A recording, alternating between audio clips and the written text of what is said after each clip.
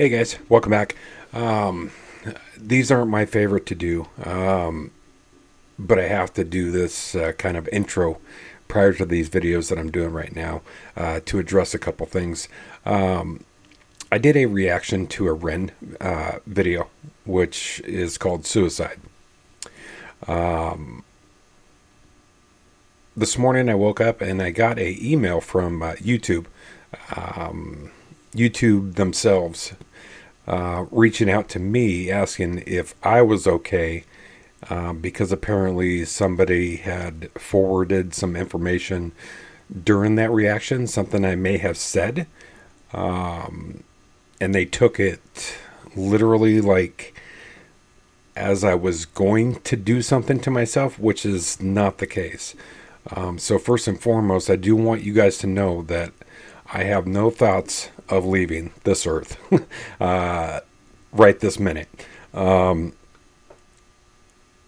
that reaction, that reaction hits a little bit different with me because I will admit, when I was first diagnosed with my disease, I thought about it, yes.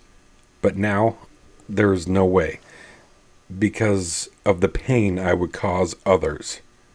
So, I am looking you dead in the eye, or the camera, and telling you I'm not going nowhere. So I don't know if it was a specific person who mentioned something and then YouTube reached out. But just know that that is not the case. It won't be. Number one is my son. I can't do that to my son, and I won't. So, I can guarantee you 100%. I'm gonna be here through the tough times, and through the good times. So I wanted to get that off my chest. I just saw it this morning, and I thought it's crazy. Another thing I started to think is maybe the word also triggered something in the YouTube.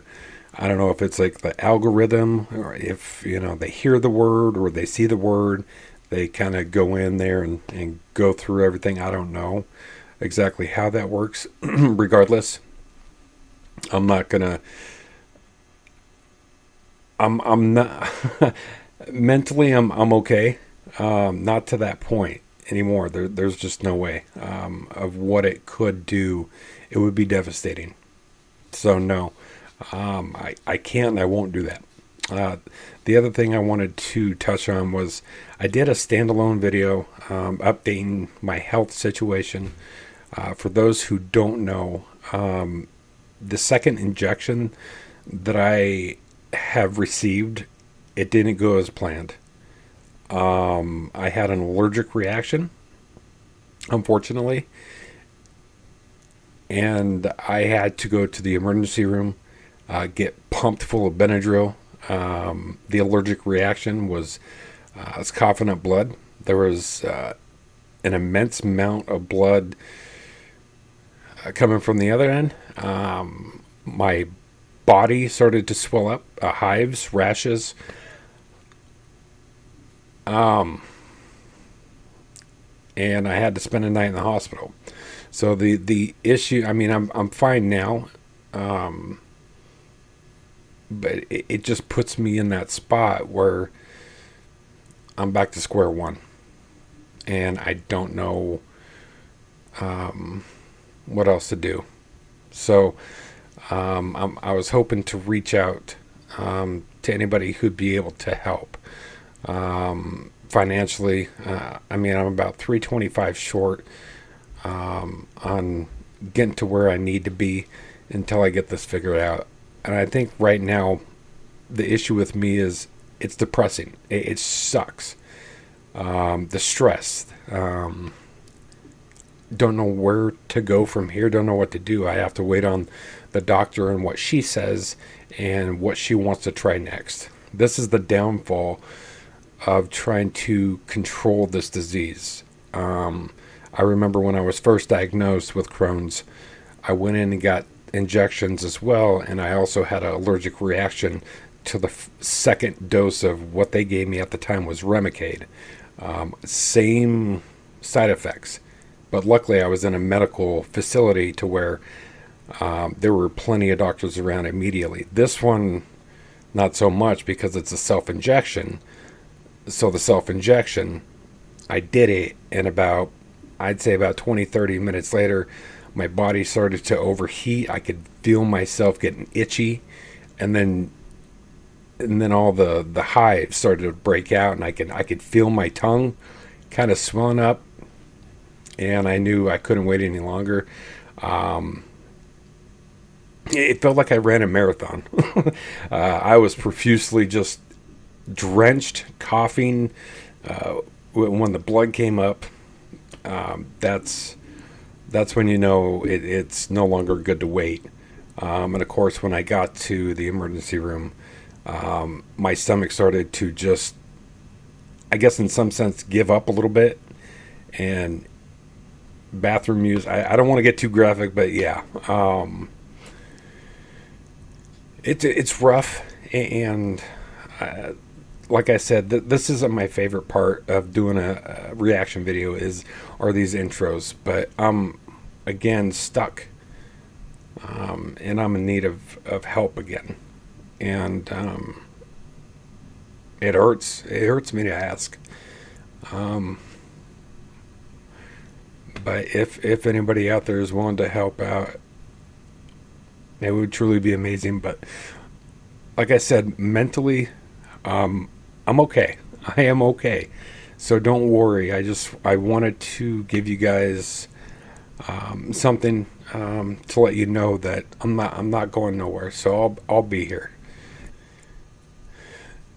With the second part there, the reason I feel I needed to put this intro before the reaction is that the standalone video I did, updating my situation, I just feel like it didn't reach out to all my subscribers. So I feel that this is I guess maybe kind of an annoyance. I feel that it reaches more of my subscribers this way than it does doing like a standalone type of a update. I don't know if that's due to YouTube and the algorithm not picking it up and sending it to people, and I'm just not sure. But I really hope I don't really have to do many more of these. But I do want to give you guys updates on my health in general. But I also don't want to keep doing it this way. I just want to get better. I just want to be better. Physically overall, I think physically would help my mental game as well. But rest assured, I'm not going to go anywhere. So with that, I truly appreciate each and every one of you. Enjoy the reaction, and I love you guys. And I won't be going nowhere. So I appreciate you guys. So take care. What's going on, guys? Welcome back to the channel. How about some more Ren? Let's do it.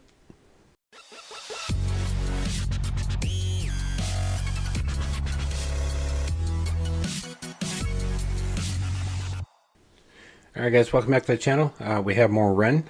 This is chapter 3 of 4, I believe. So getting down to it. Before we begin, I just want to thank everybody for their help and their support. And hopefully you understand the reasoning for me attaching the intro to the reactions versus doing them solo now. I just want to be able to reach as many people as I can. Not only let them know what's happening, but hopefully somebody out there would be willing to help out. It'd be amazing. It's just right now, mentally I'm cooked. I'm exhausted. But don't worry. As I said in the intro, I'm not going nowhere. I won't be going anywhere. I just look at this as just another obstacle that I have to overcome. So I'm going to try to stay positive as possible. It's tough. It is stressful. It hurts. Upset. But I have to stay positive. I can't, sit here and wallow and, I had time to think, but it's really up to what the doctor decides now. So it sucks. But I appreciate all the love and the support. It truly is amazing. If you would like to help out, the links will be down below. Well, with that said, let's do this. My therapist was scowling at my weekly anxiety and depression scores like a detective trying to crack a particularly stubborn case. There were no signs of improvement, and the scores followed no real measurable pattern that were consistent with bipolar. After nearly 2 years of talk therapy and taking enough medications to fill a pharmacy, he sat down with me and he dropped the bombshell that he didn't think that I had bipolar. In fact, he said that he didn't think that I had depression at all.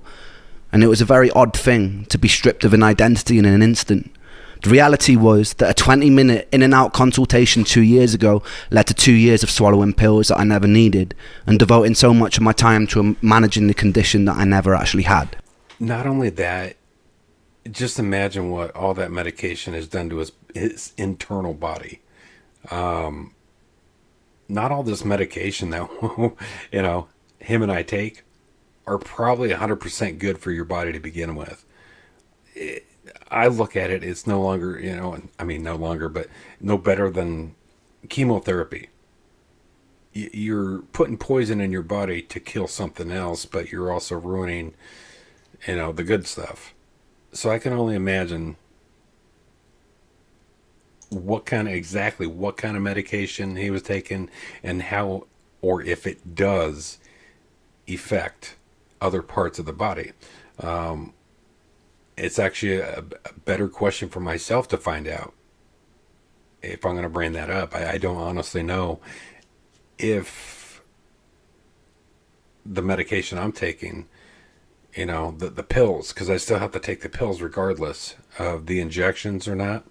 So I don't know. That's something I will have to look into, actually. Now I just kind of piqued my own curiosity. The reality was that a 20-minute in and out consultation 2 years ago led to 2 years of swallowing pills that I never needed and devoting so much of my time to managing the condition that I never actually had. The emotions inside me swirled around like a mismatched soup. On one hand, I was full of anger and I was bitter about the whole situation, but I was also hopeful that this new path could offer me the relief that I desperately needed. He told me he was going to refer me to an ME clinic in Bath. I'd never heard of it before, but instinctively true to character, I started researching it online as soon as I got home. Apparently ME is the medical equivalent of a choose-your-own-adventure book, with tiredness as the only consistent plotline. There were no universally accepted reasons as to why the fuck it existed in the first place. It seemed it was largely accepted to be a post-viral condition, but that was all speculative because there were no clear consensus in the medical community what ME even was. The defining characteristic was a tiredness that wouldn't go away with rest. I could relate to this. In fact, I could more than relate to it. For anyone lucky enough to not have experienced this, if you want an idea of what it's like, force yourself to stay awake for 3 nights in a row. During this time, eat the food that makes you feel terrible, and in this sleep-deprived state, exercise until your muscles give out. By the 3rd day, you'll have a small insight into living with this condition. During the years post-stem cell transplant, where I recovered a lot of my health and function. I'm sorry, he's using a movie reference here. I think, is this Christian Bale, if I'm not mistaken? And for this role, Christian Bale, he was like horribly skinny. Deathly skinny, like to the point where you could see his bones and stuff. I don't remember the name of this movie. I never watched it though. But what Ren is saying right now, the insomniac, sleep deprived, you can only sleep for maybe an hour or 2 hours a day. Eating the food, because you still have to eat, even though you're not feeling good. And I can relate to that so much. It's like forcing yourself to do something that your body doesn't want to do. God. state, exercise until your muscles give out. By the third day, you'll have a small insight into living with this condition. During the years post-stem cell transplant, where I recovered a lot of my health and functionality, I remember getting COVID and thinking it was a walk in the park compared to the first year of my illness. The difference was COVID lasted about a week. The thick of my illness lasted 8 years, and it only was getting worse. I pinned a lot of hope on going to that first visit at the ME clinic. It was a 6-month waiting list, God bless NHS wait times, but I felt excited to be surrounded by people who would understand me, where I could climb out of this nightmare. But my hopes were pretty quickly crushed during that first visit. I will have to admit that is funny. Put Dr. Evil in one of his, that's funny. I remember that. That's one thing I was lucky enough that I didn't have to go through was contracting COVID. Now with me and my illness, it pretty much would have crippled me as well. Having flu-like symptoms on top of Crohn's is nothing that I could really explain other than just pure hell. Even having a cold, because what happens is it's going to be graphic for me to say this, but the discharge from, all the phlegm and stuff, if it heads down back into your stomach, post up in the bathroom. I remember walking into a space that looked like a disused classroom where a bunch of people on chairs were sitting around in circles like Alcoholics Anonymous. I could feel a sense of camaraderie and that we all felt like dog shit. We were all confused and we were all desperately wanting to feel better. I believe at the time I was probably the youngest in the group. The group leader waddled in and handed us all a booklet that looked like a school timetable. She then sat us down and told about this new revolutionary technique called pacing, where you write down and track everything that you do in a day, and then you do it less. And then with time, do it more again. The theory being that you have a limited bucket of energy compared to normal people, and you need to protect that and gradually push it. I thought this sounded pretty stupid, so I raised my hand. I told her about the pain in my body. I told her that my muscles twitched constantly. I told her that my bones ached. I told her that my mouth was dry. And that's another, I believe, a condition not a condition, but a side effect from diazepam. If I understand the medication correctly, uncontrollable, or is that to cure? I can't remember if diazepam, because it's more like to control anxiety, but I don't know if that's a side effect or if that actually helps with twitching. I told her that my muscles twitched constantly. I told her that my bones ached. I told her that my mouth was dry. I couldn't focus. That some days they'd be without mercy and I'd be trapped in bed for the whole day. But the days that I wasn't, I wanted to make the most of it. I wanted to breathe the air and I wanted to live. She told me she understood it's hard, but she didn't really offer more than that. She just pointed at the booklet and told me to follow it. I asked her about things like heavy metal poisoning, about chronically reactivating viruses, about defective mitochondria, about all the things that I read that were linked to chronic fatigue, but she just raised an eyebrow, looked at me like I was a hypochondriac and told me she knew nothing about those things. I remember walking out of the building feeling disheartened and defeated, so much so that my legs buckled as I was walking home. I began to sob uncontrollably on the side of the road. An old woman knelt down to comfort me and asked me what was wrong. I didn't even really know how to explain, so I just told her that I missed my friend. Despite my skepticism, I stuck to the program for at least half a year, and I kept going for my periodic visits to the clinic, and it did jack shit. In fact, I got worse. I was always getting worse. One thing that particularly struck me about the ME support groups was the pure desperation and confusion. With most other conditions, you're given a diagnosis, a prognosis of whether it's going to kill you, and what you can do to manage it or cure it. With ME, you don't get that. You get an indeterminately long sentence to purgatory. You feel worse than you've ever felt in your whole life, and you're given no explanation as to why, and no signpost pointing the way out.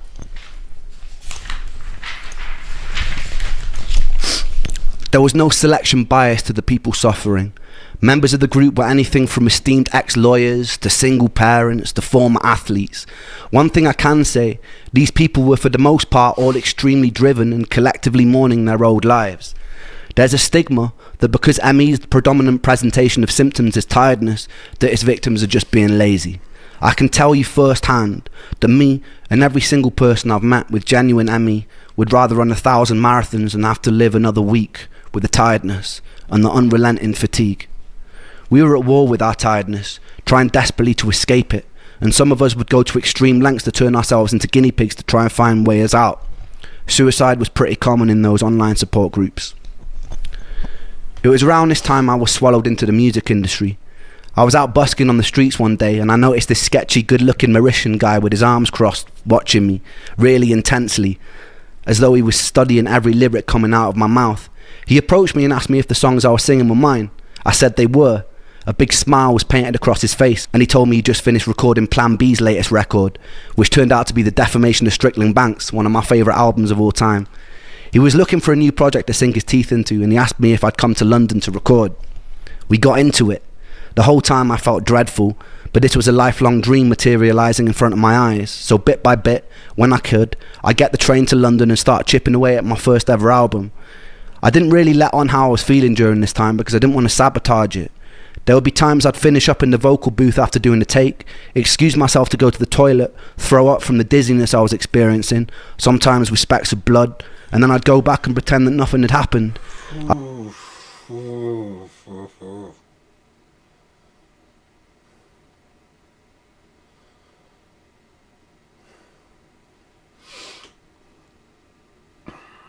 I'd be sitting around with the whole room spinning and would pretend I was fine. There was only so long that I was able to keep this up. Eric told me it'd be a cool idea for me to start going to industry showcases and start building buzz. Performing live like this was a whole new level of taxing that I wasn't ready for, but I was so ferociously ambitious that I just ploughed through. The usual way it would go is I'd be in the back of Charlie's car, the whole world would be spinning, I'd be trying my best to sleep in it all day, parked up outside of whatever venue or pub it was in London, trying to conserve energy for the show. Sometimes I'd cry a little before I performed. My whole body would be burning. Then I'd brush it off and I'd get on stage and I'd perform as best I could. People would come up to me at the end, pat me on the back. I'd smile and pretend to be charismatic. Then I'd get back in the car and I wish I was in bed and have to endure a 3-hour drive back to Bath from London. There was only a few shows where I could keep pretending. I'd usually be trying to disguise the fact that my body was trembling through the fatigue and pain. Eventually I started crying mid-set. It became blindingly obvious to everyone working with me during that time that something was very wrong. I told Eric that I needed to take some time out. My plan was to live at home with my mum for a month maximum, get my energy back, and come and finish the record. That 1 month turned into 2 months, turned into 3 months, turned into 6 months. I pushed myself to total burnout. The distance led to me and that angel breaking up, in part because it was difficult to navigate a relationship when you have so much brain fog, and I didn't know what it was well enough to be able to explain it to her at the time. With a loud thud, I'd been jolted out of a Shakespearean storyline, I lost the record deal, and I couldn't get out of bed. My friends from Trick the Fox never really called to check up on me. It felt like the whole world was moving at lightning speed without me. I had this amazing opportunity right in front of me, and I was chained to the floor. I was alone, I was sick. I wished that my condition would get it over with and kill me, but it wouldn't, and it felt cruel that it wouldn't. It just let me rot in bed. The whole world would continue to turn, and I would rot. In the next episode, I'm going to tell you about a fight with a television and losing my anal virginity to an 80-year-old man. Stay tuned for that.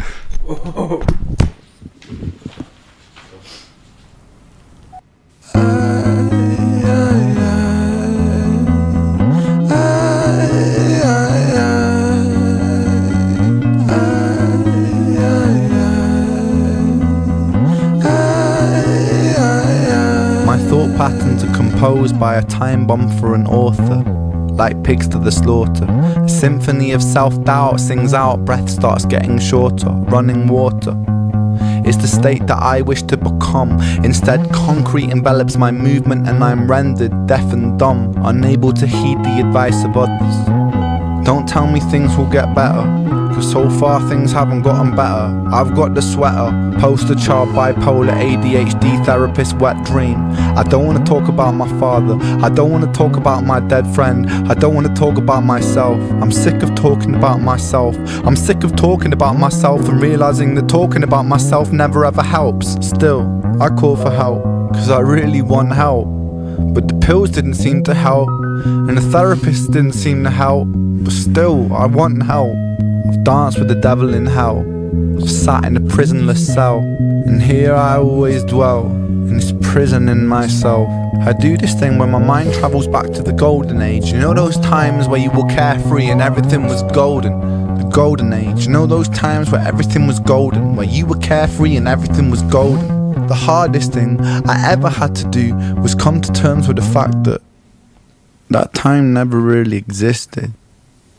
I've always felt so fucking detached and broken, bruised and mismatched. Find it hard to relax, living under the cracks. Tried to fill in the gaps, lying here on my back. Still, I can't find it. Sense of peace in my mind declined it. Pulse increase and my sweat combines with a feeling so deep I fall inside it. Depression, I hate you, depression. Your constant oppression, respond with aggression. They say depression brings you lessons. Constant stressing conceals blessings. You will grow in broken settings. Fuck those lessons, fuck depression. I've been living in your shadow for so long that I forgot how I can shine, how I can find a refuge in my mind. How am I meant to sit here and unwind? The planets align. I feel like I'm cursed, feel like I'm cursed to just be here to hurt. Feel like I'm cursed to just be here to bleed, but my demons been feeling this way since birth. Depression, I hate you. Depression, I hate you. Depression, I hate you. Depression, I hate you. Depression, I hate you. Depression, I hate you. Depression, I hate you.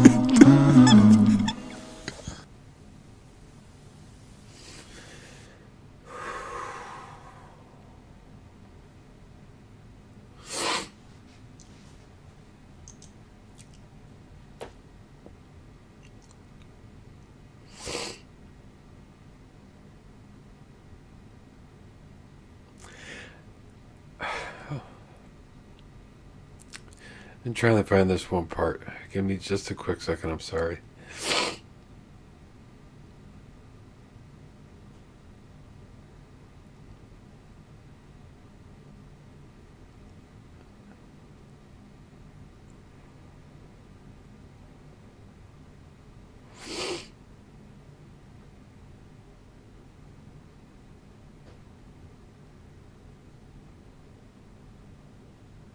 Okay.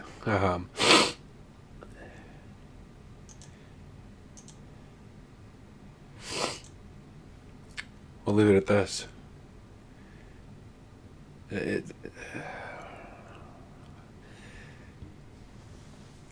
As I've said before, it's so crazy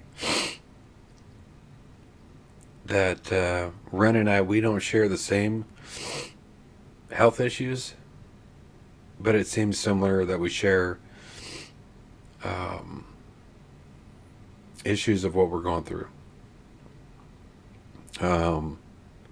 Depression is one of the big ones. I'd be lying if I say I wasn't depressed about what's happening right now. But I'm not going to let it win. Because I can't. So, it's easier said than done. Same with the word stress. Don't stress it. Don't worry. I've heard it a couple times. Easier said than done. I really don't respond to that because my response would be not a good one.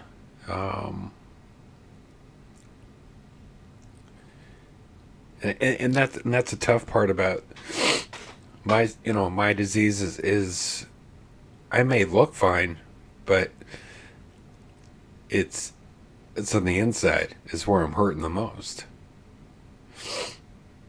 I've been there as well, where your body doesn't want to function, where your knees buckle. You're so sore from being sick.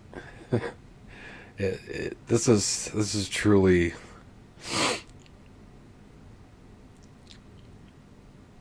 something. These are things I need to react to and learn to be able to open myself up about myself. I mean, sure you guys have heard my story, but not every, I guess, aspect or detail or thing about it. I've told you the more like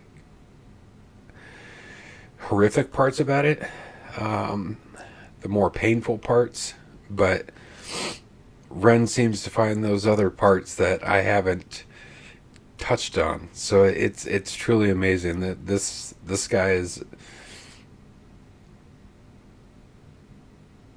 he's amazing.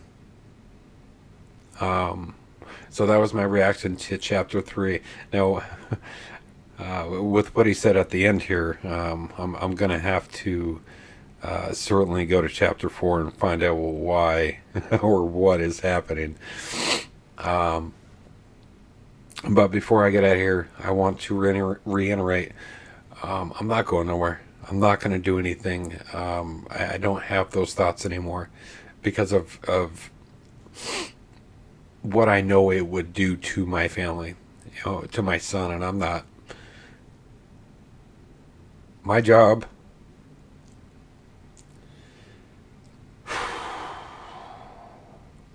as a dad, as a father,